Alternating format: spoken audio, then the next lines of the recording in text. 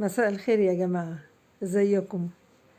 الحقيقة وزير الخارجية المصري كان في الولايات المتحدة الأمريكية، وطمن المبعوث الأمريكي للسودان إن مصر بتستقبل السودانيين الفارين من الحروب وما زالت بتستقبلهم. ده شيء كويس. وأيضا وزير خارجية المجر كان موجود في مصر من كام يوم، وقال بصراحة إن هو مطمن إن مصر حامية أوروبا والحمد لله قايمة بدورها. قبلها برضو المستشار الألماني كتر خيره، وقال برضو إن مصر نفس الشيء حامية أوروبا من اللاجئين ومن يعني جموع اللي هي بتروح تهاجر هجرة غير شرعية.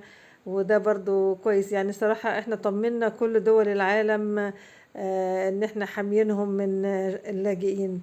لكن بصراحة عايزين نطمن بقى المصريين يعرفوا هم